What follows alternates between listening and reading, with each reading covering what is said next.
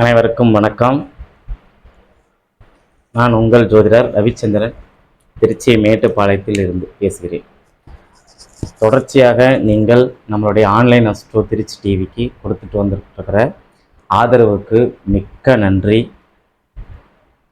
நீங்கள் இல்லைன்னா நான் இல்லை, அதுதான் உண்மையும் கூட.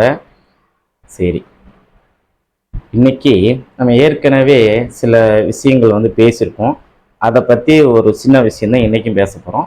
கொஞ்சம் வித்தியாசமான முறையில் பாருங்கள். திருமணத்திற்கும் போது நம்ம 10 பொருத்தம் பார்க்குறோம், ஜாதக கட்டங்களை வச்சு பார்க்குறோம், திதியோக காரணத்தை வச்சு பார்க்குறோம், பட்சியை வச்சு பார்க்குறோம். ஓகேங்களா? இன்னும் நிறைய விஷயங்களை வச்சு நம்ம திருமண பொருத்தத்தை பார்க்குறோம் இல்லைங்களா? அது அவங்கவுங்களுக்குன்னு இந்த பிரபஞ்சம் எதை கொடுத்துருக்குதோ அதை பிடிச்சிட்டு பார்க்கணும் அப்படின்னு சொல்லி. ஆனால் நம்மளுடைய பொதுவான கருத்து என்னென்னா, 10 பொருத்தம் மட்டும் பார்க்காதீங்க, ஜாதக கட்டத்தையும் பாருங்க அப்படிங்கிறத என்னுடைய பொதுவான கருத்து. இது சொல்கிற அளவுக்கு எனக்கு தகுதி இருக்கா அப்படிங்கிறது எனக்கு தெரியல. இருந்தாலும் நம்ம சொல்ல வேண்டிய கடமை அப்படின்னு ஒன்று இருக்குது. அப்படிங்கிறதுக்காக இந்த விஷயம் சொல்கிறேன். பாருங்கள், ஒரு தனிநபர் ஜாதகத்தில் குருவும் சுக்கிரனும் ஒரே வீட்டில் இணையக்கூடாது. அப்படி இணைஞ்சிருந்தா இது தாம்பத்திய குறைபாடு செய்யும், கணவன் மனைவிக்கு இடையில ஒரு பிரச்சனையை கொடுக்கும். இன்னும் சொல்லப்போனால் ஆண் வாரிசுகளுக்கு ஒரு பிரச்சனை ஏற்படும். பெண் குழந்தைகளாக இருந்து அது அந்தளவு பிரச்சனையை ஏற்படுத்துறதுல புத்திரர்களை நினச்சி ஒரு கவலைப்பட்டுக்கிட்டே இருக்கிறோம் அப்படின்னு இந்த குரு சுக்கிர இணைவுக்கு நிறைய விஷயம் நம்ம சொல்லிக்கிட்டே போகலாம். சரிங்களா? அதே போல் ஒரு ஜாதகத்தில் செவ்வாயும் சனியும் இணைஞ்சிருக்கும் போது பார்த்தீங்கன்னா, செவ்வாய் ஒரு இரத்த காரகத்தை கொண்ட கிரகம், ஒரு போர் குணம் பிடிச்சவர், கோபத்தை கொண்டவர், அசாத்திய துணிச்சல் இருக்கிறவர், தன்னை மற்றவங்களால செய்ய முடியாத அத்தனை வேலைகளையும் செஞ்சு திறம்பட முடிக்கக்கூடிய கிரகம் பார்த்தீங்கன்னா செவ்வாய் பகவான். இதில் மாற்று கருத்தே நமக்கு இருக்காது. ஓகேங்களா? அதே மாதிரி வம்பு வழக்கு இதுலலாம் அழகாக நம்மளை சிக்க வச்சு வேடிக்கை பார்க்கக்கூடிய கிரகமும் இந்த செவ்வாய் பகவான் தான். சரி, கோவத்தை கட்டுப்படுத்தணும் இந்த செவ்வாயும்.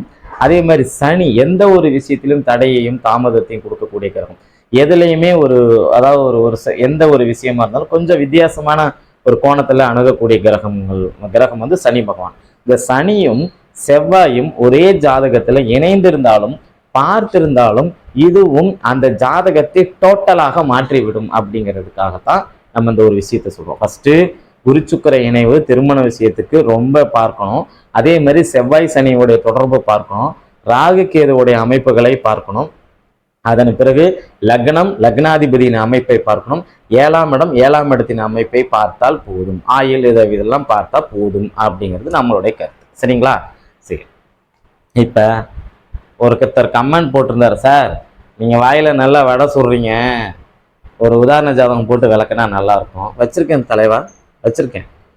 ஒரு உதாரண ஜாதகத்தோட விளக்குனாதான் இது சரியா இருக்கும் அப்படின்னு சொல்கிறேன். சரி, நம்ம ஒரு ஜாதகம் ஒன்று கொடுத்துருக்கோம். அந்த ஜாதகத்தை நல்லா பாருங்கள்.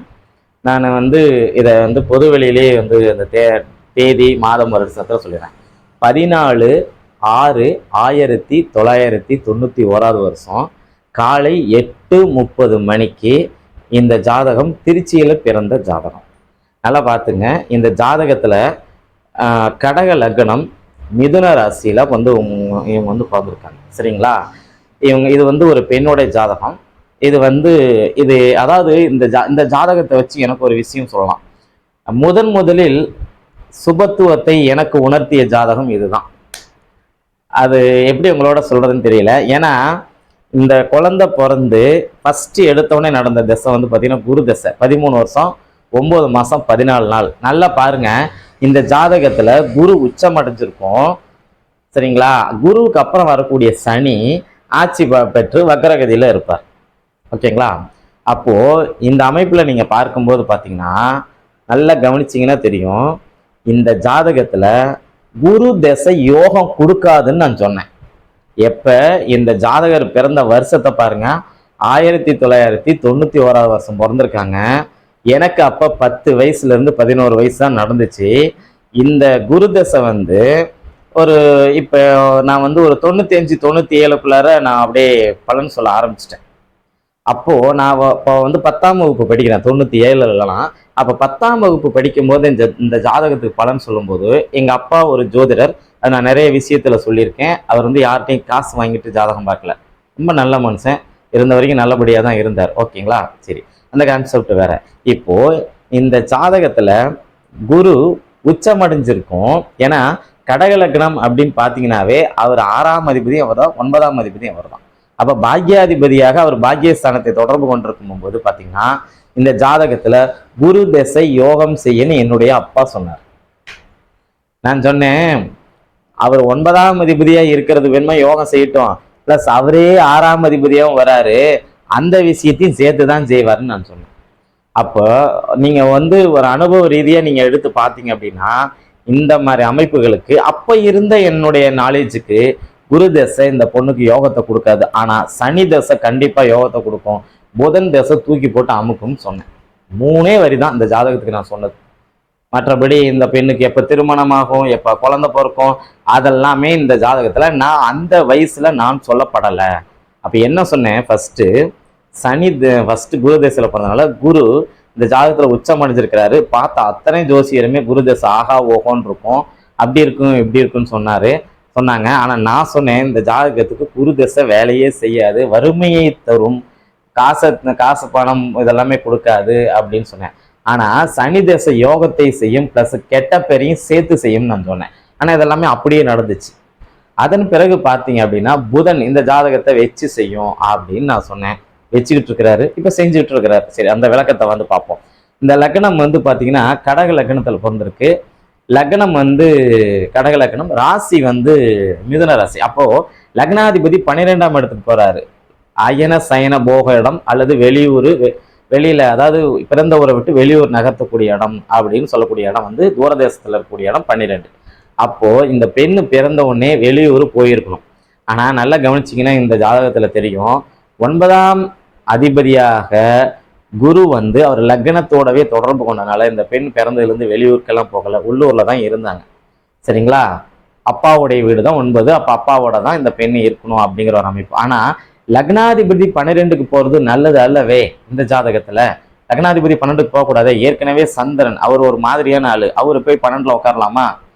அப்போ இந்த 12ல உட்காரும்போது விரயம், வீட்டுல வருமான குறைவு, சரிங்களா, ஏகப்பட்ட பிரச்சனைகள்லாம் வரும் அப்படின்னு நம்ம சொன்னோம். அதே மாதிரி தான் அவங்களுக்கு இருந்துச்சு. அந்த குரு தசை வரைக்கும் ஒன்றும் முன்னேற்றமே கிடையாது.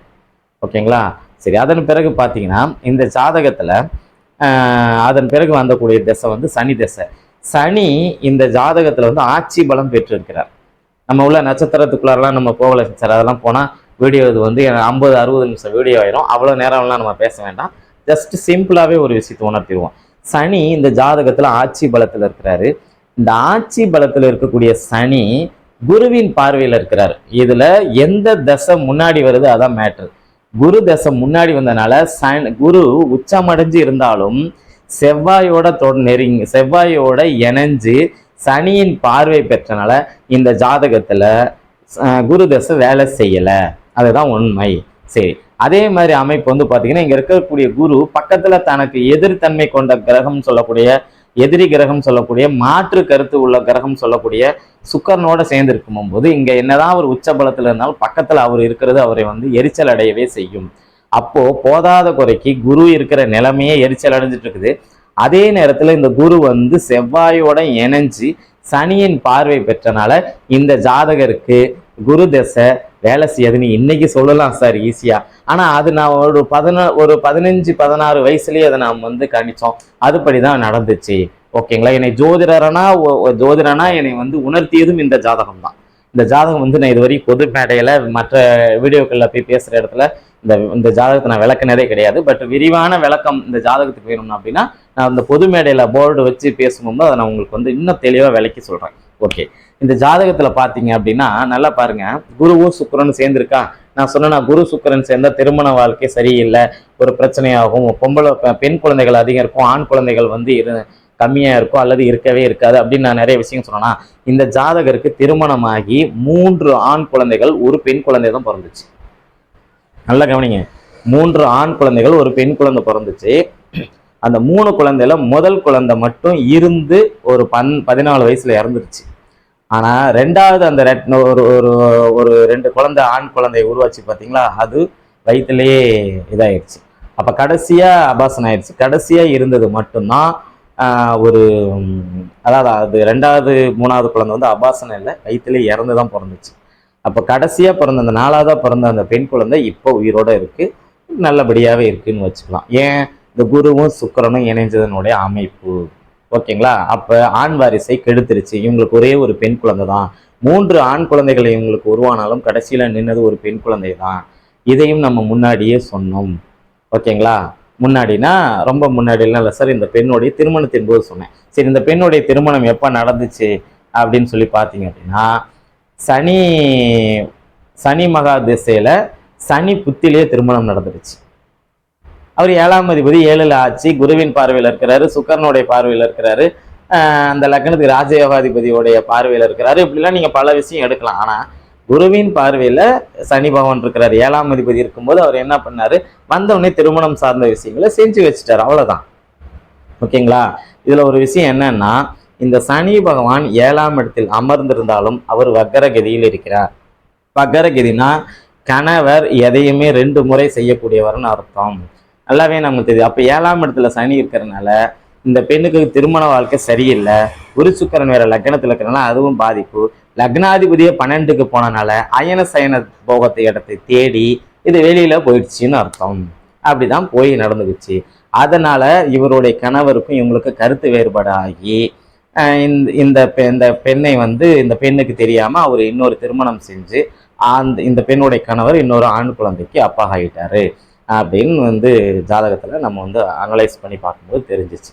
ஓகே, இப்போ இந்த பெண்ணு அந்த கணவர் மேல கோர்ட்ல கேஸை போட்டு பிரச்சனையில நிக்குது.